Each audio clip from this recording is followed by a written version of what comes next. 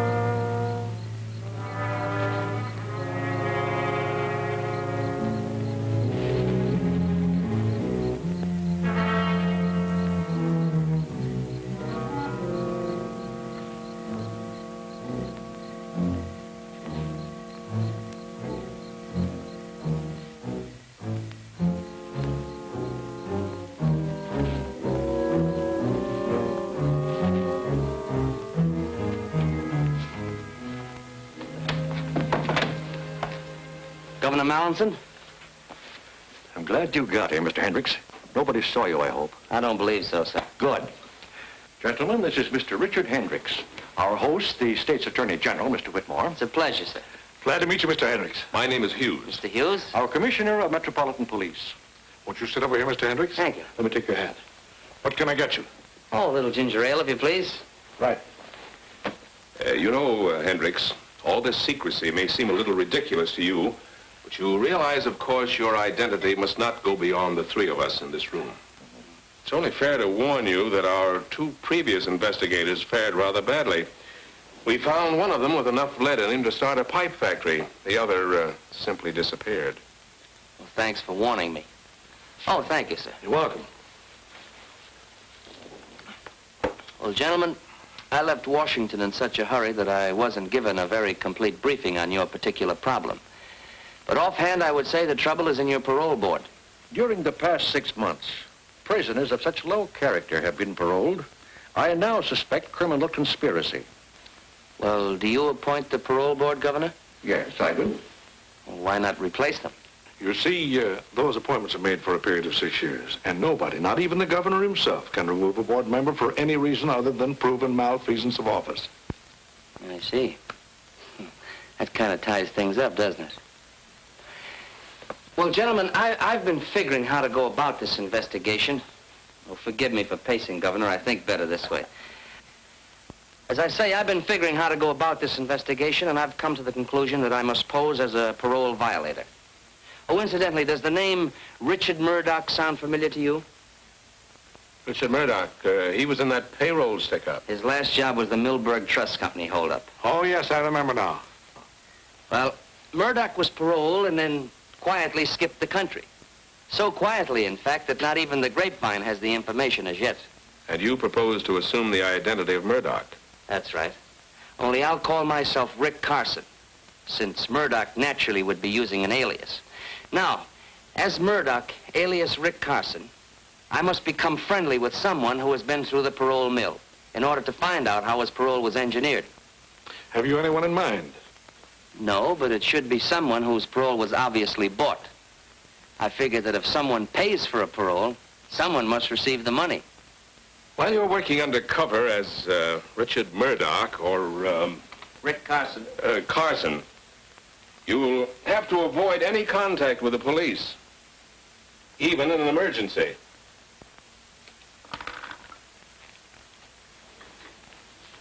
Here's my private telephone number, where you can reach me anytime, day or night. Thank you. Metropolitan 6267. Metropolitan 6267. I'll remember it. Do you have anyone coming up for parole who fits our special requirement? There certainly is. A convict by the name of Harry Palmer. Uh-huh. And when is the next parole board meeting? Let's see, next Tuesday at the state prison. Next Tuesday at the state prison. Let me see. You're now serving time for attempted murder, Palmer. Do you have anything to say about that? Yeah, it was a phony rap. A lot of things about my trial smelled plenty bad. So does your police record. Do you think you've learned your lesson during your time in prison? I sure have, ma'am. I found out that crime don't pay off. Besides, I realize the things I've done ain't fair to Glenda. She's my wife. If you are paroled, will you conscientiously try to live a clean and decent life? Sure. You can bank on that, Reverend. You think you can earn a living? Honestly, I mean. You bet. I'm promised a job as chauffeur to Miss Dumont. She owns a pastime club. It's all my application there. If you give me this one more chance, I promise I'll never step off the straight and narrow again. Why, he isn't sincere. He's merely playing on our sympathies. All right, Palmer, you may return to your duties. You'll be notified by the warden of the action of this board. Thank you.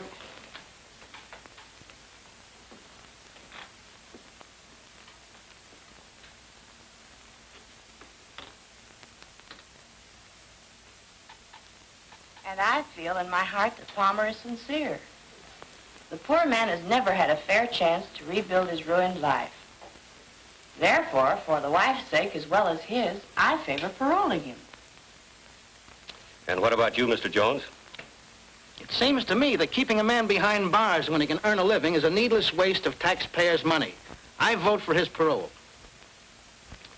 And your decision, Reverend? As you well know, I usually bend over backwards to give the misguided unfortunates a chance. But in the case of Harry Palmer, my conscience compels me to oppose his parole. And your decision, Mr. Perkins? Palmer deliberately broke the law. Not once, but many times. Freeing a man like Palmer makes a travesty of justice. I am positively against paroling him. Well, it seems we're evenly divided. 2 for and 2 against Palmer's parole. Consequently, as chairman of this board, it becomes my duty to cast the deciding vote. A decision like this must come from the heart as well as the mind. It must be tempered with humanity and understanding. I watched Palmer when he made his plea, and I'm convinced of his sincerity. In view of this, I must cast my vote with Mrs. Prescott and Mr. Jones in favor of Palmer's parole. This is an outrage, Holliday. At least a half a dozen times in the past few months you've done the same thing. I just don't understand. I'm entitled to my vote the same as you, Mr. Perkins. Now, Palmer will have served his minimum sentence on the 22nd of this month. His parole will become effective on that date. I learned that Palmer's wife, Glenda, was working as a waitress at the pastime club. So I decided to hang around. I'll delete that hang around. So I decided to drop around to the club to look the situation over.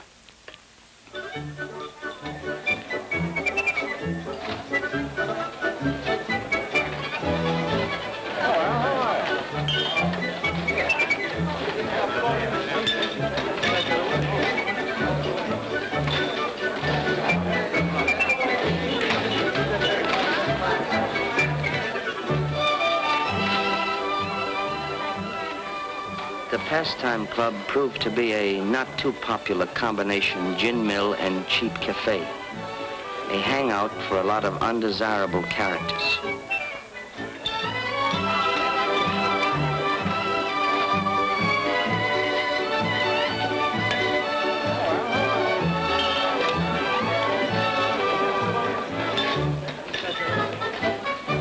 May I take your order, sir?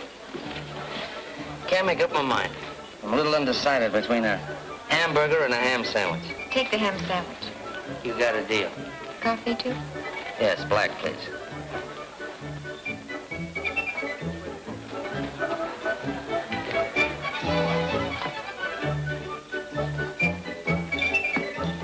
Thank you.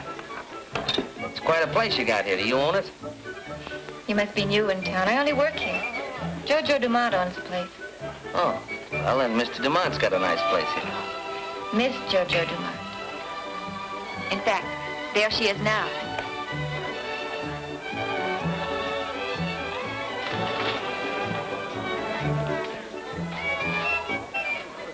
I learned from Glenda that the owner of the place was Jojo Dumont, a woman of striking personality who had her own apartment in the club.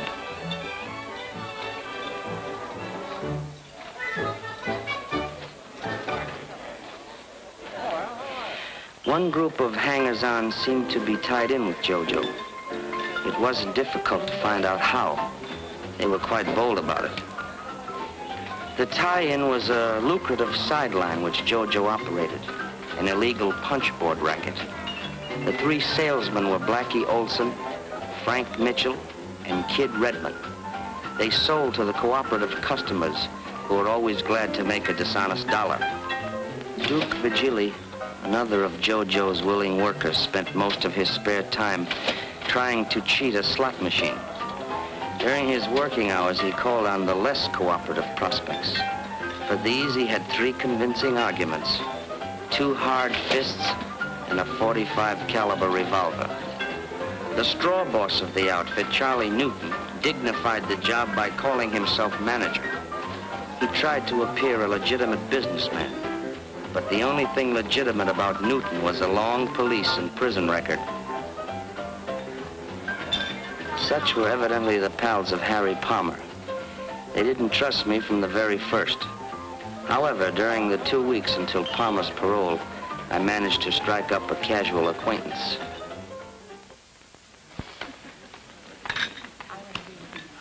Never mind the cream tea. Understand you've been around a little, Carson. A little, here and there. Stick around for a while? Maybe. All depends. On what? Maybe it depends on you, Newton. You run the joint. I thought you might have something in mind. Not a thing. Howdy, boy. Besides, I'm only the manager. I don't own the place. Miss Dumont does all the hiring and firing. Uh-huh. Well, I guess I'll have to make it my business to get acquainted with Miss Dumont. Oh, that did it. Gin. That's 3 games. Never saw such luck. Ah, lucked up. You play like a dope, kid. Am I right, Duke? He always plays like a dope. Yeah, he always can. 5 more. $15. I'll take you on, Carson. Okay, Mitchell, deal. What do you think of this mug, Carson? I haven't decided yet. Got something in your mind, Duke? Yeah, something very interesting. That'll keep. Kidding aside, though, I would like to make a connection. What kind? Oh, I'm not particular. I like the climate here. It's good for my health. What is your racket, Carson? Oh, anything that pays off. Hey, Frank. Yeah, Harry Palmer's back. Come to Jojo's apartment. I'll be right there. Keep the cars warm. I'll be right back. Yeah, I'll stack the deck while you're gone. I'll bet you would.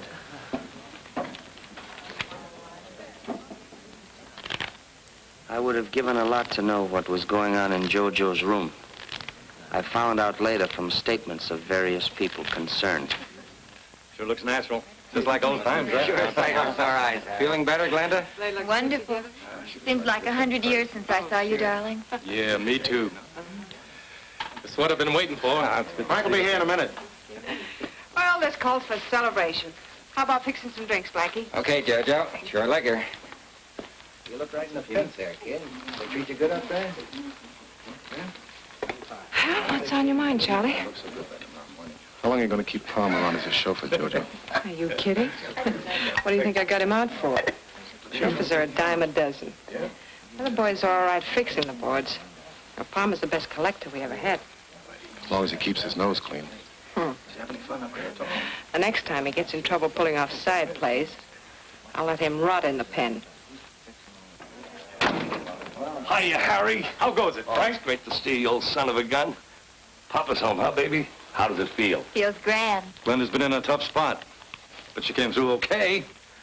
Yeah, but it's a lucky thing you got the parole just now. What do you mean by that, Crack? Oh, nothing, but there's been a guy named Carson hanging around the past few weeks, and he's been making a play for her. That's not true, Harry. Duke's the one who's been on the make ever since you went away. Me, make a play for you? Ah, you're crazy. That'll be enough, Duke.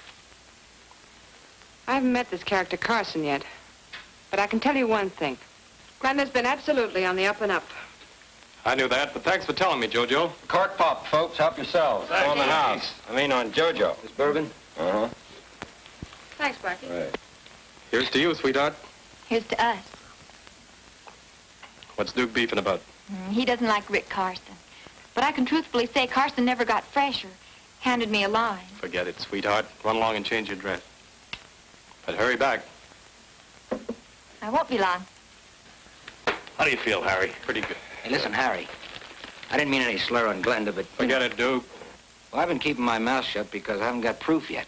But as sure as I'm standing here, that guy Carson's either a copper or a stoolie. I know every cop in the state. Well, he might be one of J. Edgar Hoover's boys. Carson's no more FBI than I am. It's all we need around here, a copper. Especially when business is just beginning to boom. He lives at the Colvin Hotel right down the street. Why don't we search his room? There must be something around to tip us off. I can get in. I know the night clerk. Sure. The kid and Blackie could investigate. Then we'd know exactly how things stand. JBI, that's me. Jojo's Bureau of Investigation. Hello, Mr. Carson. Oh, hello, Glenda. Say, this looks like the beginning of a second honeymoon.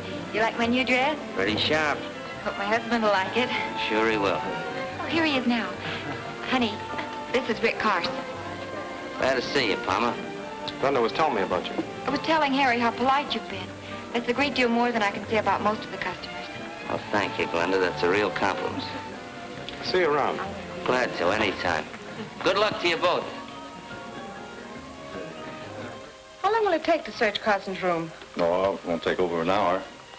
Only the clerk doesn't come on till 8 o'clock. Sometimes maybe a little later. Suppose I arrange to keep him occupied between 8 and 10. You haven't even met Carson. So, you'll introduce me. I think I can keep him interested for a couple of hours.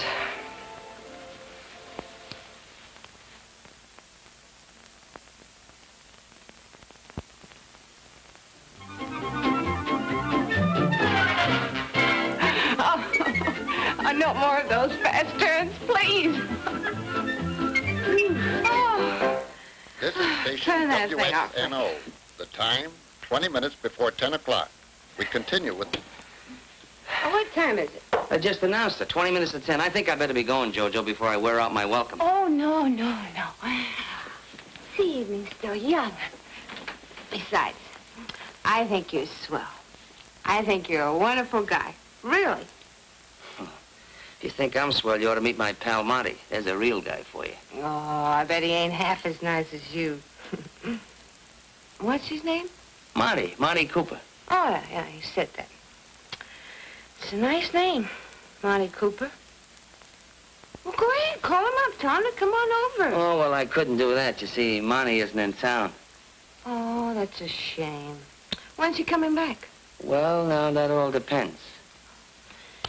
Confidentially, Jojo, Monty's in prison. That's a shame. Poor Monty, locked up in the pen. Yeah.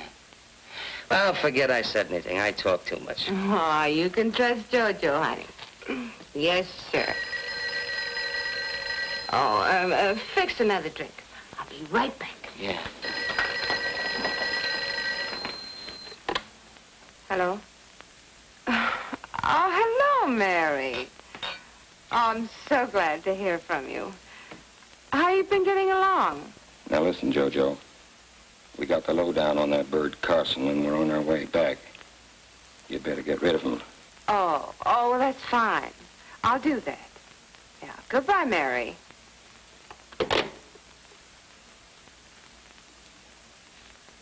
You don't have to be a G-man to know that that was Mary.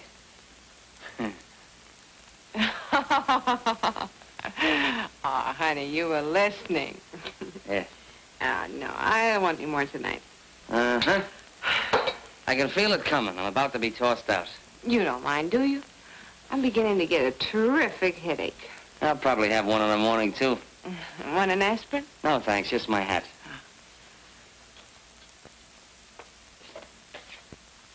Thank you. Well, good night, Jojo. It was a swell evening. I enjoyed it.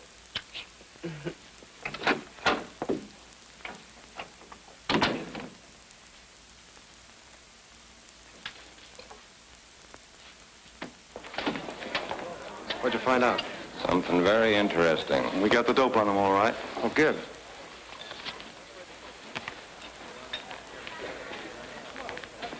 That is interesting. Hi, Rick. Oh, Rick. Hi. How you doing? How's everything? What's up, Duke? I don't know. Oh, hello, boys.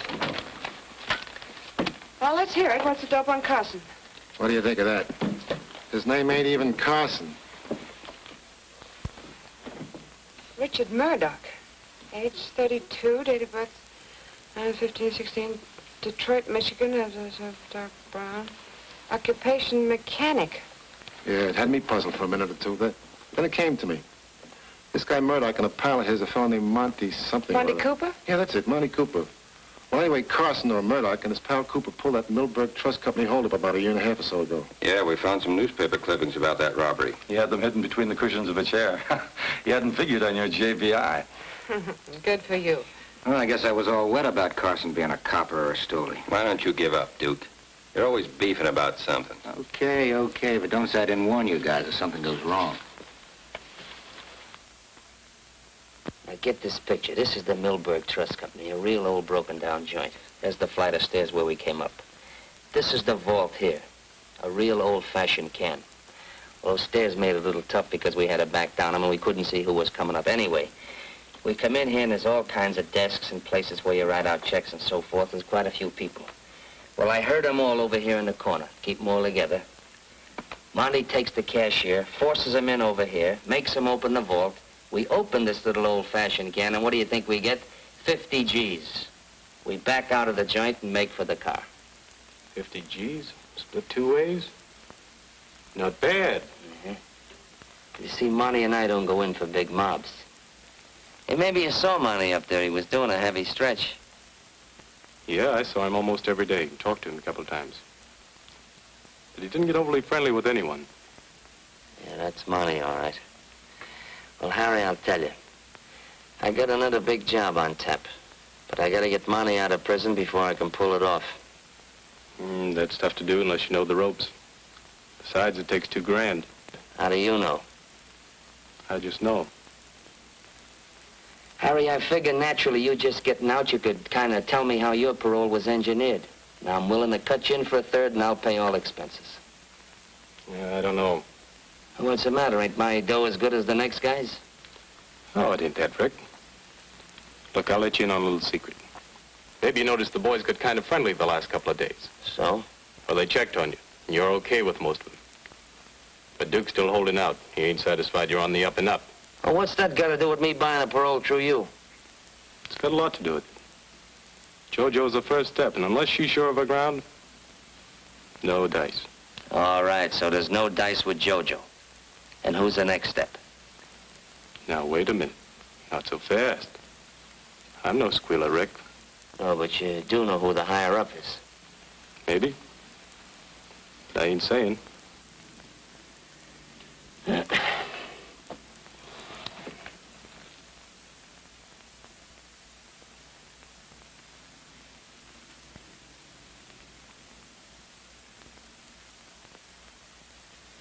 Harry, let me ask you another question.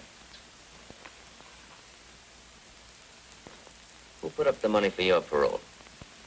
Why, JoJo put it up. Because the deal is I'm to pay her back. Oh, so she didn't put it up. She just advanced it to you. Yeah, that's right, but... Well, why cut in JoJo when you can easily go around her and pick up a couple of G's for yourself? All right, later on, if you want to cut her in, that's your business. You might have something there, Rick. At least it's worth it. Glenda's home. Don't say anything to Glenda. Hello, darling. Hi, baby. I'm ever tired. We had such a busy day at the club. Oh, Rick, you're not leaving. Yeah, I think I better be going. Why don't you stay for dinner? Won't be very fancy, but you're welcome. Yeah, why not, Rick? Maybe some other time. You run along and get some dinner started, honey. I'll come in and help you in a minute, huh? Okay. Sorry you won't stay, Rick.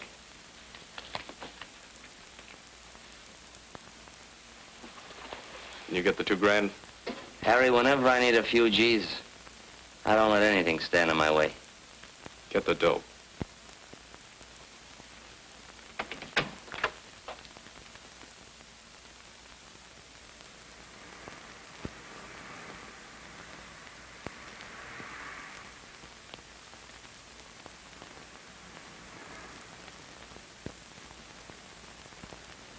I called the commissioner and told him I was all set to buy a parole for a pal of mine named Monty Cooper, but I had to have $2,000.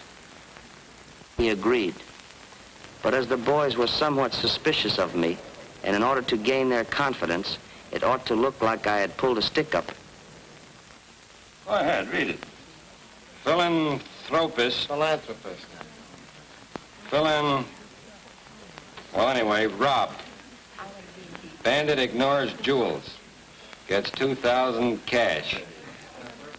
Neil Ingersoll, civic leader, was held up last night and relieved of $2,000 cash by a bandit who claimed he was not interested in jewels. Ingersoll, returning home at a late hour from an auction of Antiques. What's a diff? Which he had been attending, stepped out of his car outside his garage to find himself looking into the muzzle of a gun. That must have been Carson. What makes you think so?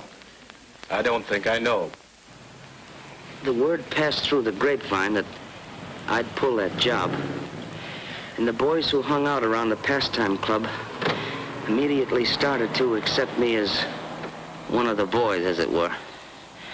Well, I turned over $500 to Palmer and went with him to make the contact for Cooper's parole.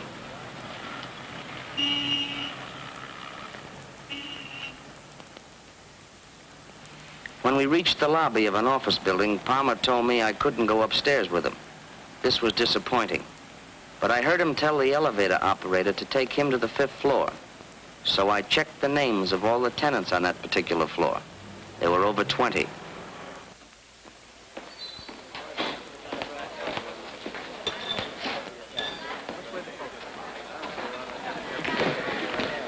Is Miss Dumont in her quarters? Yeah.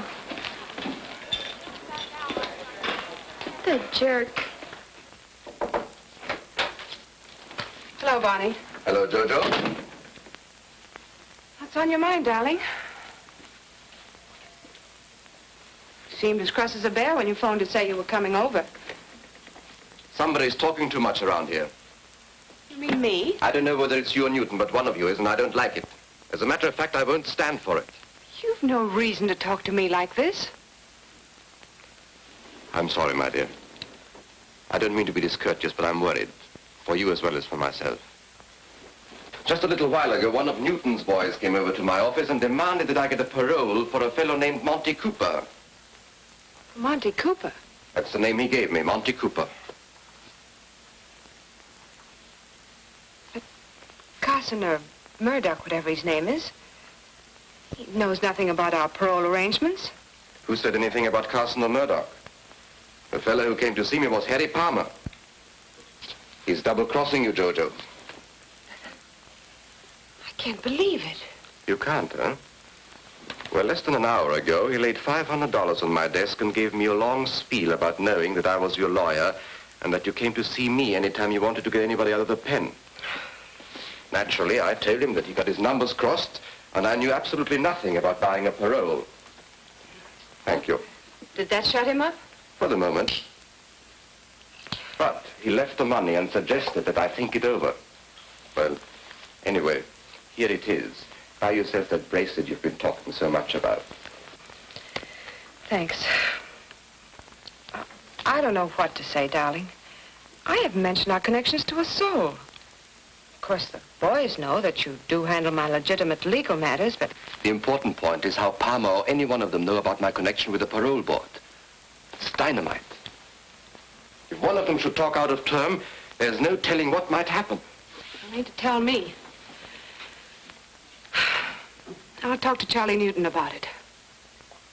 He'll throw a scare into Palmer. He won't forget.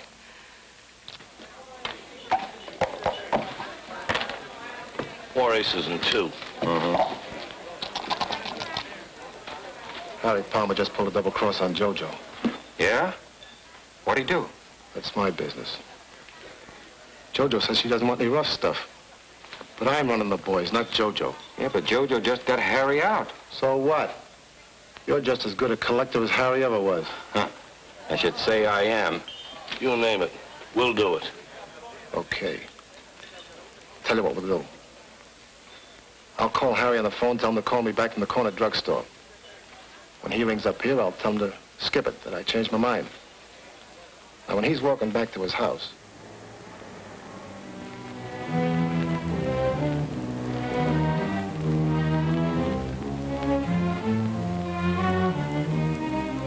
Hiya, Harry. Hi, Blackie. What's cooking? You'll find out.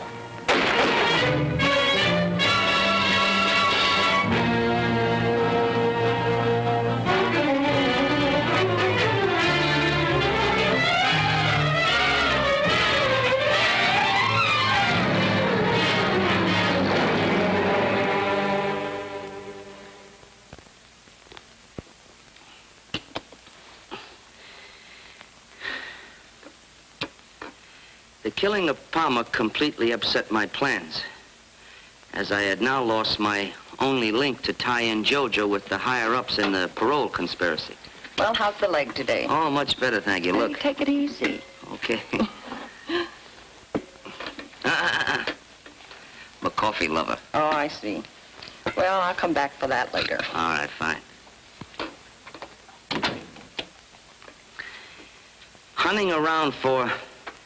Now, delete that hunting around. Make it fumbling about for a new lead.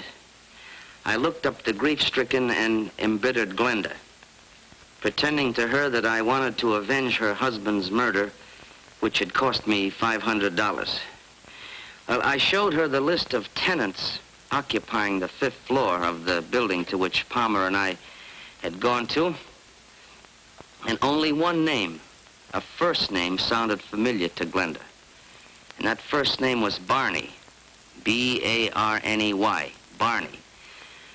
Now, it belonged to a man whose full name was Barney Rodescu, R-O-D-E-S-C-U, who was a lawyer and sort of a man about town.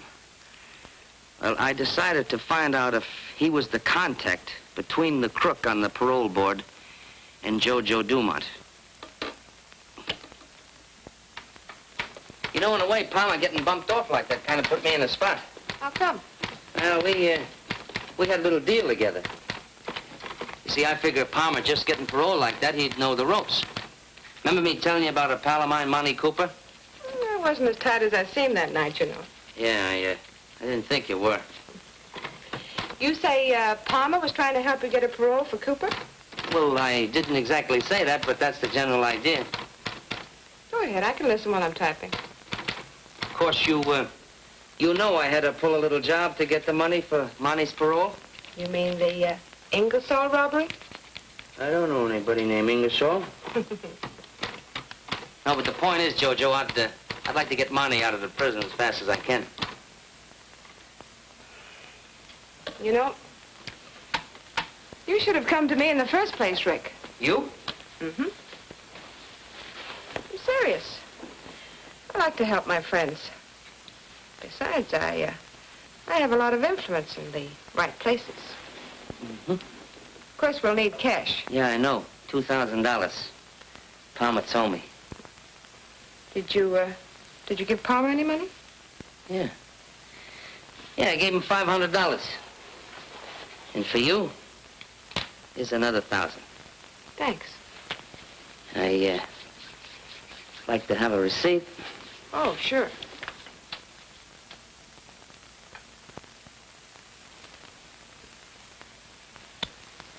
There's your receipt. Hey, you know, that's not bad. Of course, it's a little expensive at $1,000 a throw, but it's not bad. And, what about the balance? The balance you get the day Monty's paroled from prison. It's a deal. Well, I guess that about winds up what I have to say. From here on, my future's in your hands. All I ask is that you give me a break. You needn't worry about not getting a fair break from this parole board. All right, you may return to your duties, and you'll be informed of our decision later. Thank you. Thank you very much, sir. That man should be put away for life. He's an habitual criminal. Why should the state have to support this man for life? That's the wrong attitude. I agree with Mr. Perkins. I'm opposed. The man deserves a chance. Every man deserves a chance.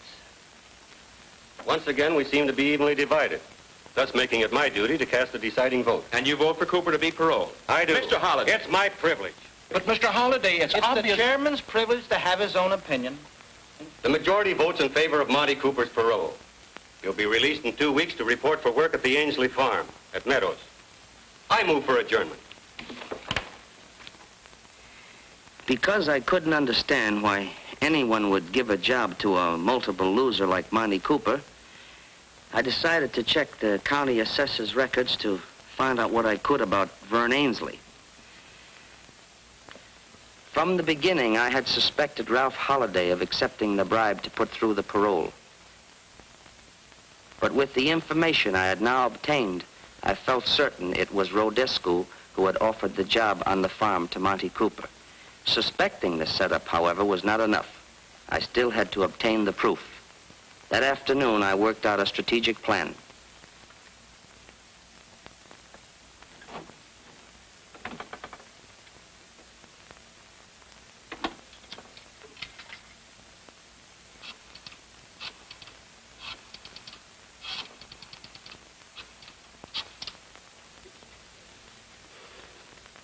Hello. Commissioner. Commissioner, this is Hendricks. That's right. Hmm? Well, yes, naturally, Commissioner, I'm going out to the Ainsley farm. Oh, incidentally, I told the boys at the pastime club that I would meet Cooper out at the farm. But, Commissioner, there's just one thing, and I hope you won't let me down on this. You see, unless Cooper is picked up at the prison gates when he's released, if he should happen to come out at the Ainsley farm at the same time I'm there and get one good look at me, well, I'm afraid my career as Murdoch or Carson or Hendricks will come to a very sudden and painful end. Oh, you have nothing to worry about on that score, Hendricks. I've already notified 4 states of Cooper's impending parole. They'll be right there to arrest him the minute he steps foot outside the prison gates. Fine, Commissioner. I'll call you tomorrow afternoon. I think by that time I should have this whole setup in the bag. Yes, sir. Goodbye.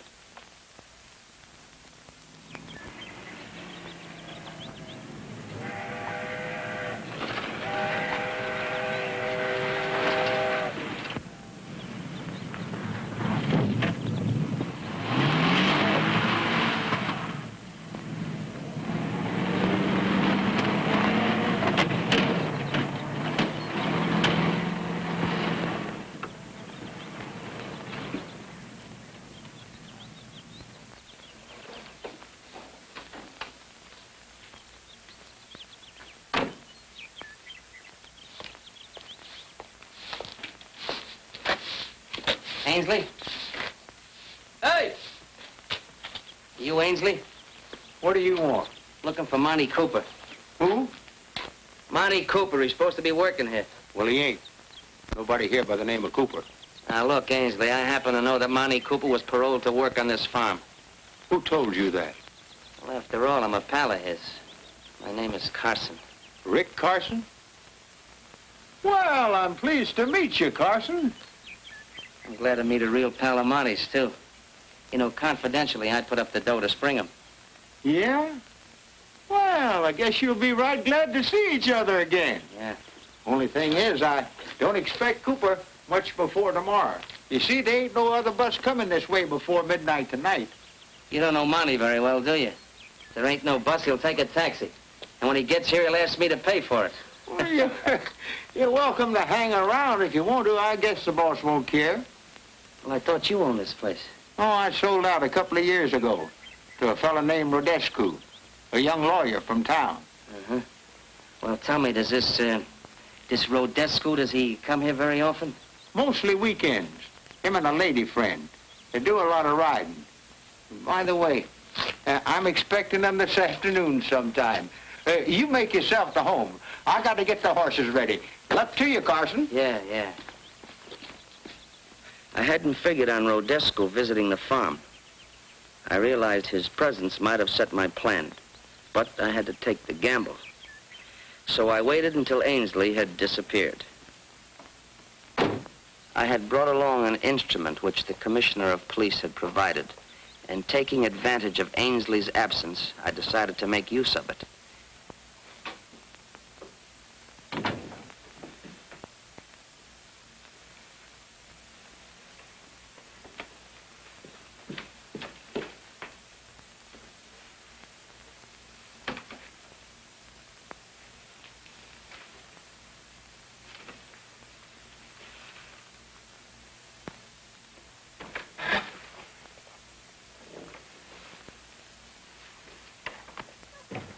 I quickly ascertained that no one else was near.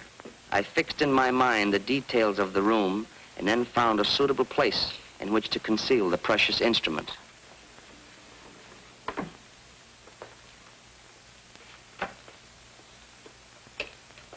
It was the latest type of sound recorder.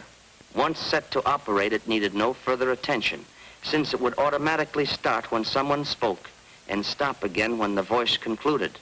It could pick up voice frequencies within a radius of 50 feet and could record continuously for 4 hours.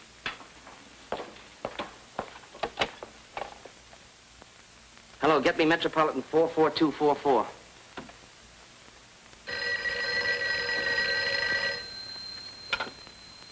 Hello? Hello, Glenda. Glenda, this is Rick Carson. Oh, yes, Rick. I think I know who's responsible for what happened to your husband. You do? Who is it, Rick? Don't ask any questions now because I've got to act fast. I'll do anything you say. Fine, now listen closely. You know that list of names and addresses of the parole board members that I left with you this morning? Yes, I have it right here. Fine. Now I want you to send each one of them the following telegram. Urgent you meet me at farm without delay. Drop everything else. Have you got that? Yes, Sign each one of those messages Barney. Barney. But I don't get it, Rick. What good are the telegrams? Well, Glenn, just a minute, Glenda.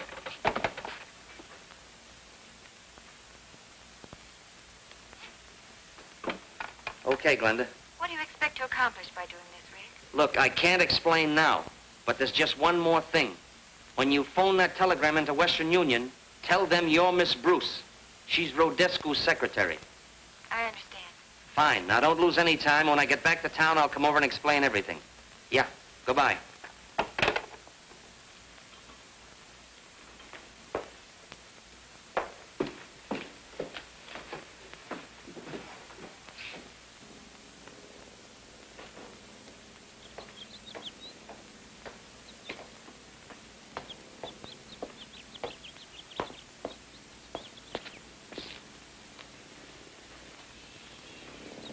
Oh, hi. How about a glass of beer? Oh, no, thanks. Not right now. It's up to you. Thanks. I think I'll kill a little time and drive around the country. I'll stop back later and see if Monty got here yet. Suit yourself. Yeah, okay. See you later. Yeah.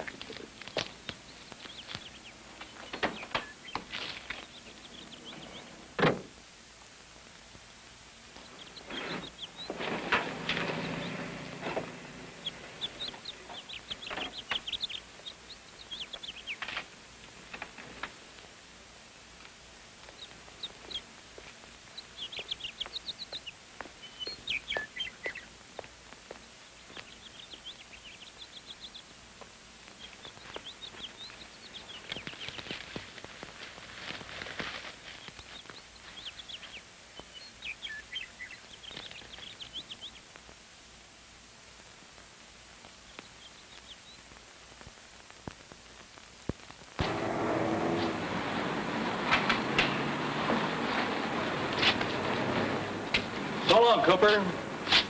Take it easy. Yeah. You too, Screw. Good luck. Hey, Cooper, we've been waiting for you. Yeah, what for? We want to take you along with us. Who are you and what do you want with me? We're pals of Murdoch. Oh, that's different. Sure, we're taking you to see him. Oh, no, not me, boys. I'm slated to report to a place called Ainsley's Farm in Meadows. And I gotta go there before I do anything. Well, that's just where we're going. Murdoch's waiting for you there right now. He is?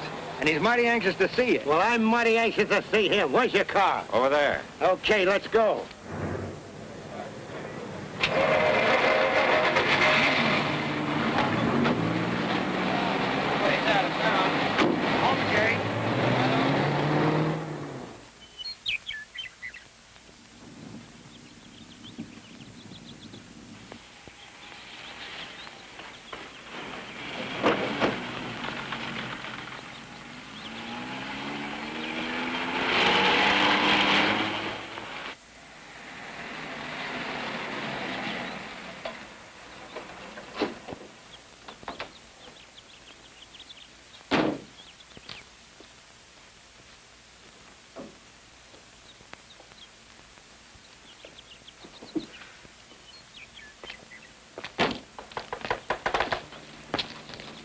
I get such a kick out of this place.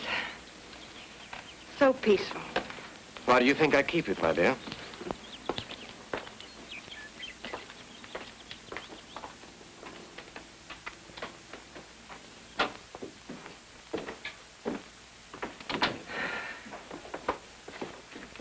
Oh, Frank, put Miss Dumont's luggage in her room and leave mine in here. Right. I'll take it. Thank you.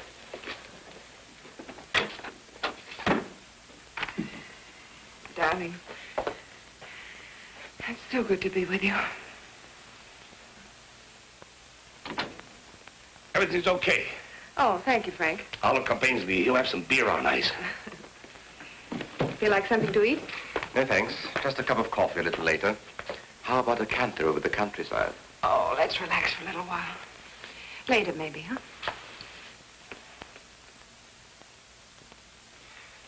Do you think the fellows could push enough punch boards to raise, say, an extra $20,000 in the next few weeks?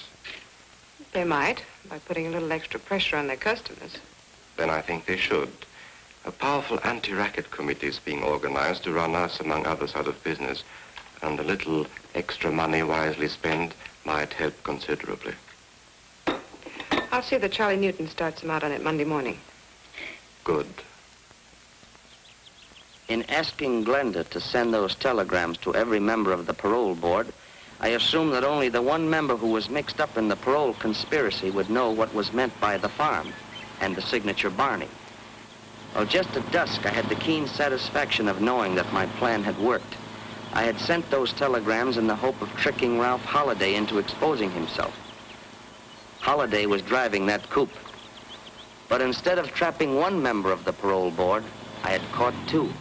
But Titus Jones arrived in the car with my primary suspect.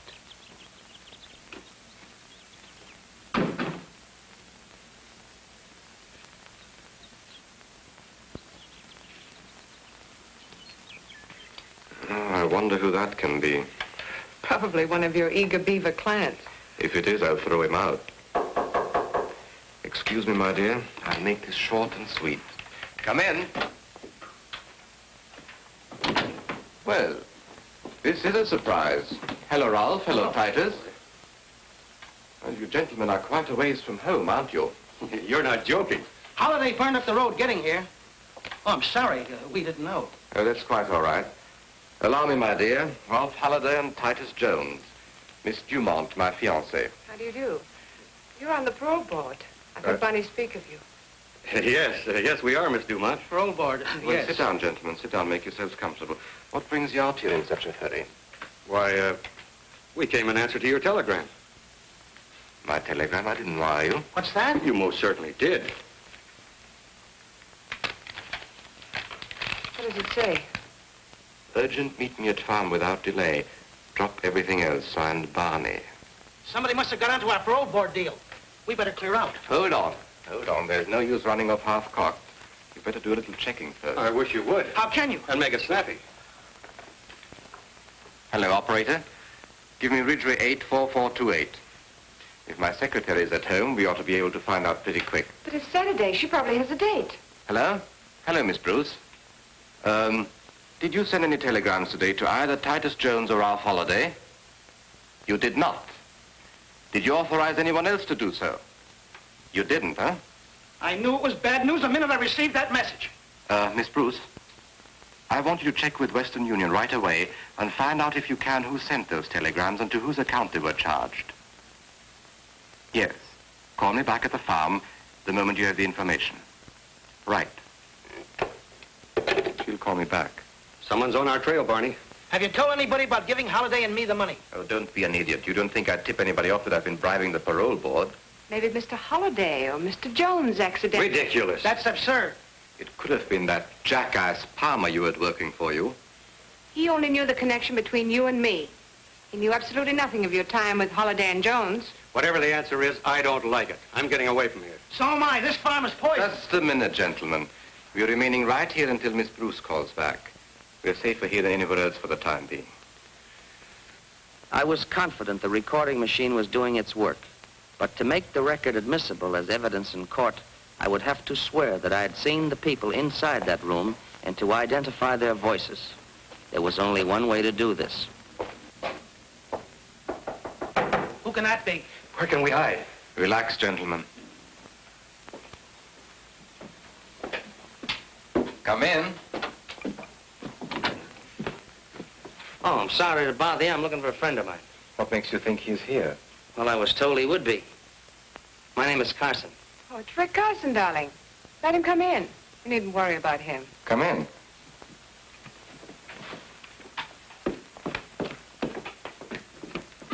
Hi, Miss Dumont. Hello, Rick. So you're Rick Carson, or Richard Murdoch, hmm? That's right. But I don't think I've had the pleasure. Who's the friend for whom you're looking? Name is Monty Cooper. I was told he was to be paroled today to work on this farm. This is Mr. Barney Rodescu. Mr. Rodescu, pleasure, sir. Mr. Holliday. Mr. Holliday. Hello. Mr. Jones. Mr. Jones. How do you do? Tell me, Carson, how did you get here? I didn't hear you drive up. Oh, but I didn't drive up. I parked my car down the road. Why? Well, I don't like lengthy explanations, but... You can speak freely, Rick. Well, you see, folks, I'm not exactly on speaking terms with the law, and when I saw a couple of cars parked outside, especially with my friend Monty being wanted in other states, I figured... Okay. I guess you're all right, Carson. There's some coffee over there if you want any. Help yourself. Thank you.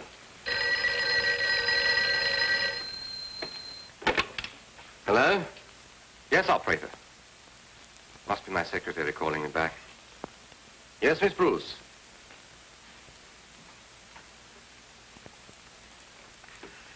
Now, wait a minute. Wait a minute. Let me get that. The telegram was sent to Mr. Holliday, Mrs. Prescott, Titus Jones, the Reverend Adams, and Donald Perkins. It's the entire parole board. This is awful. Isn't good. And just a minute. Telegrams were charged to my account and purportedly telephoned in by Miss Bruce. But when she checked and raised Cain with Western Union, they traced a call back to... What was that number again? Metropolitan 44244. Did you find out whose telephone number that was? You couldn't, huh? Well, keep on checking, Miss Bruce. I know that number. You do? Metropolitan 44244. That's Glenda Palmer's number. A dirty little double-crosser. What does she think she's trying to pull? Something mighty dangerous for all of us, if you ask me. What was that number at your club again? Ellsworth, 36097. What are you calling there for? Get me Ellsworth 36097, please. What are you going to do? You'll see. Hello? Is Newton there? Let me speak to him. Hello? Hello, Dr. Newton. This is Dr. Rodescu. I want you to call on Glenda Palmer. Please, Barney, let's not get in deeper than we are. I want you to give her the same treatment that you gave her husband. Yes, it is a matter of life and death. Thank you, Dr. Newton. Killing Glenda isn't going to help. I'll get rid of her or anybody else who double-crosses me. Yes, that's right. Those states were notified in plenty of time to pick up Cooper on his release from prison. Yet the extradition papers arrived too late to arrest him. Any report on Cooper yet, Captain? Hold it a minute. He was picked up by 3 men who took him away in a car. After that, there's no report. Well, Cooper must be someplace. We've got to prevent him from reaching the Ainsley farm. Go ahead. I don't like this setup. No trace of Cooper, not a word from Hendricks. He should have contacted us long before this. He seems certain he could wind up this investigation sometime this afternoon. Well, if we don't hear from Hendricks pretty quick now, I suggest contacting that Palmer girl. I don't want that boy to be number 3 on our list of casualties. That's right.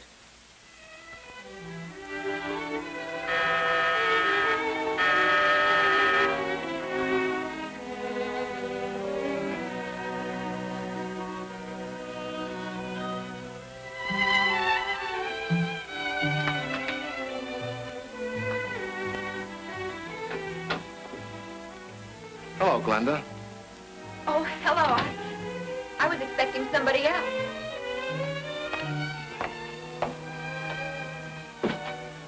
I'm surprised, Mr. Newton. You've never called on me before. That's why I made my mistake.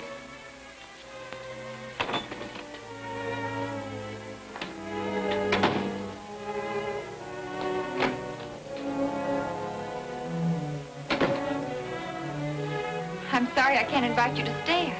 I was expecting someone. He should have been here before now. Well, it's a shame he's late. Now when he gets here, he won't find you at home. What do you mean? We're going out, Glenda. With me. No, I couldn't. Well, after all I told you, I'm expecting someone. Get your coat. Please go. Get your coat. Shut your trap.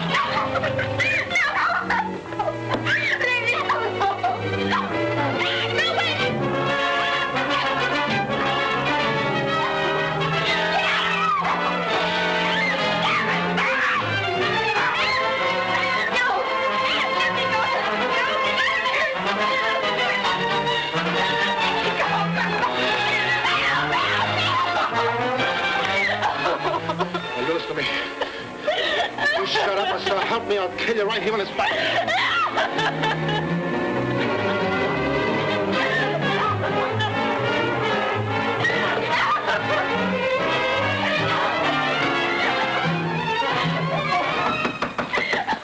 Mrs. Palmer, what's the matter in there? This is Mr. Brown, the manager. Open the door and let him in. But be careful. Go on. Are you all right, Mrs. Palmer? Thank heaven you're here. Are you all right, Mrs. Palmer? Stick your hands up and keep going. Drop that gun. You're the manager of the pastime club. Get him out of here. Book him on suspicion of attempted murder. Yes, Commissioner. Take him out. Everything's all right, Mrs. Palmer. Will you please get the lady a glass of water? Mrs. Palmer, I'm very anxious to get some information about Rick Carson. Now, it's all right. He's working with us. Oh, thank you. Here you are. He said you were helping him, but we're worried that something may have happened. Have you heard from Carson lately? He telephoned me this afternoon from Meadows. Meadows? The Ainsley Farm is located near Meadows. That's right. He mentioned the farm and the telegrams they sent for him. Captain, notify the sheriff's office in Meadows to see if Carson is at the Ainsley Farm. Yes, Commissioner.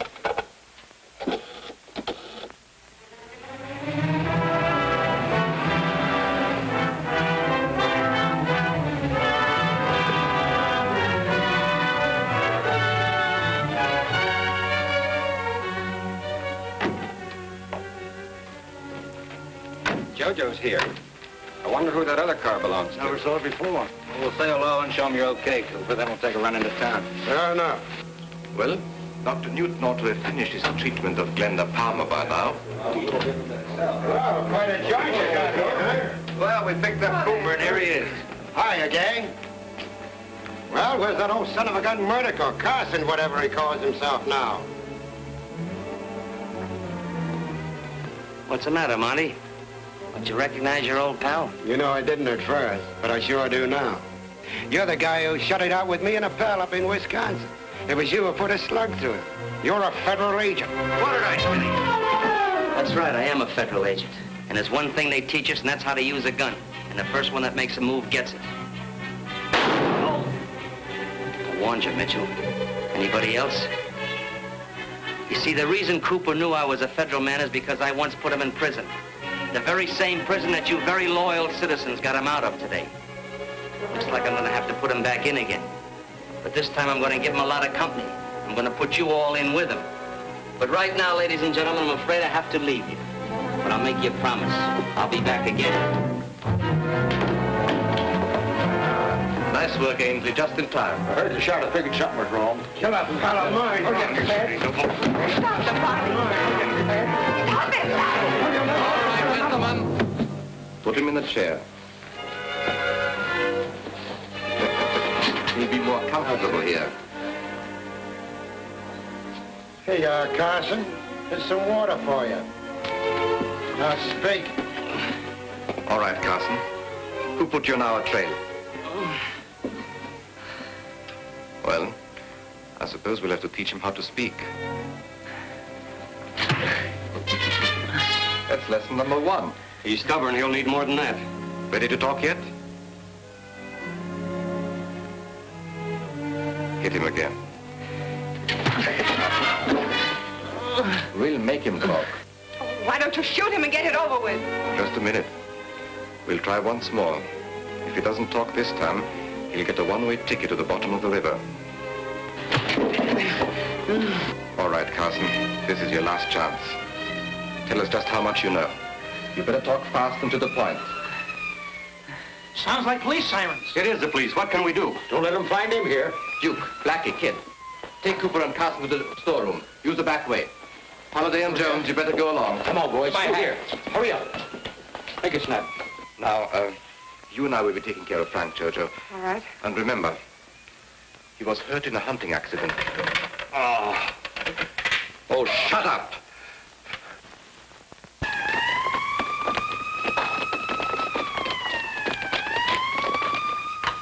Come on, fellas. All right, where do we go? In that room. Make it snappy, boys. Come on. No time to lose. Right in here.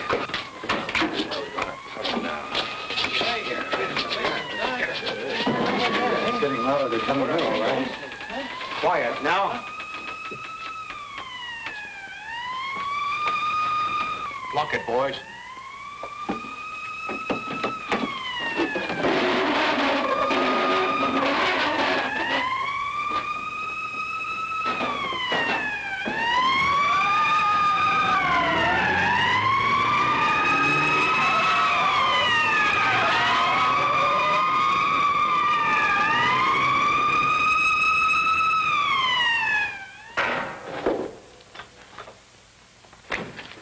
All of you and Alan go with me. The rest of you look those cars over and see if you can find anything out here. Come on.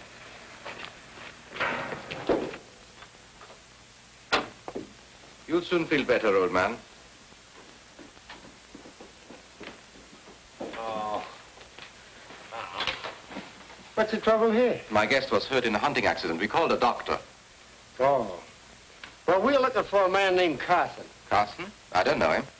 There was someone here earlier today, before you came home, dear. His name was Carson. He said he was looking for a friend. Was his friend named Monty Cooper? That name doesn't mean anything to me either. He was just paroled from prison. He's supposed to report here for work. We haven't seen him. If you have no objections, we'll look through the house. Help yourself. Thank you. Let's look in here, man.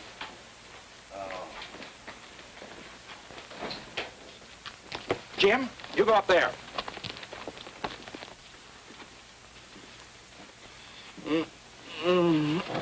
Shut up, you. One peep and I'll bust your mouth wide open. Gag it, Blackie.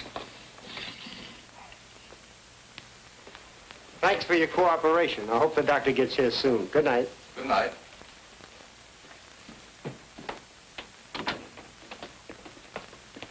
That setup doesn't look right to me. Yeah, Monty Cooper's supposed to go to work out here, and nobody seems to know anything about him. Kind of funny, ain't it? Yeah. Keep him in there. We'll go around and see what the rest of the boys are doing.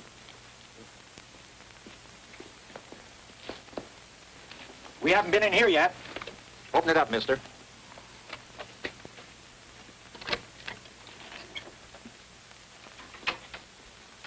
All right, boys, look it over. Kind of stuffy in here.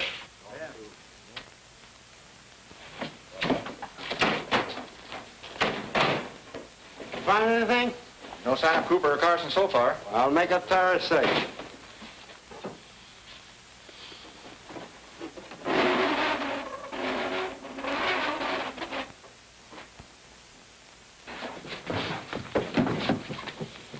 See, I told you there ain't nothing in here. That just about winds it up. Well, if Cooper shows up, I'll be glad to let you know. Okay, let's go, men.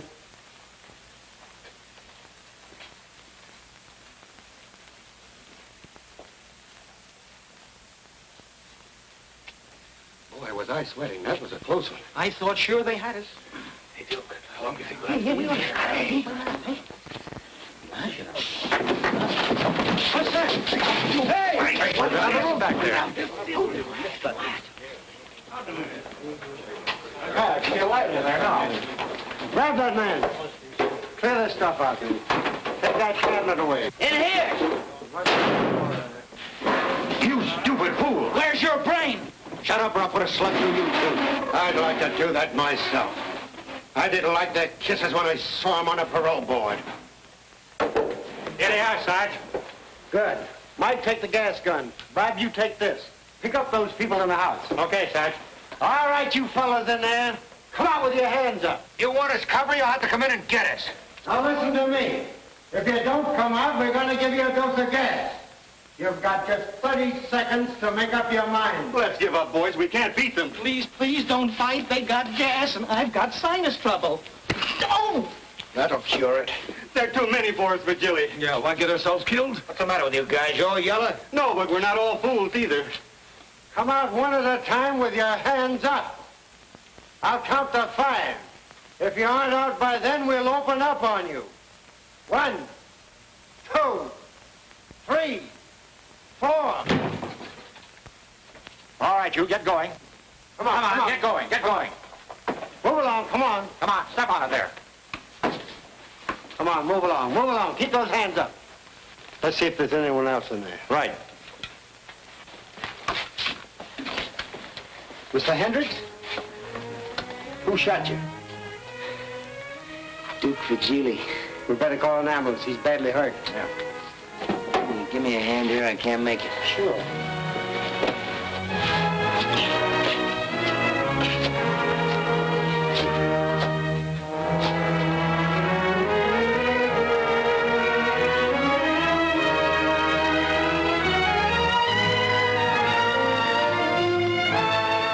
Just a minute. Well, Duke, I told you I'd see you again. And the next time I see you, you're gonna be a very old man.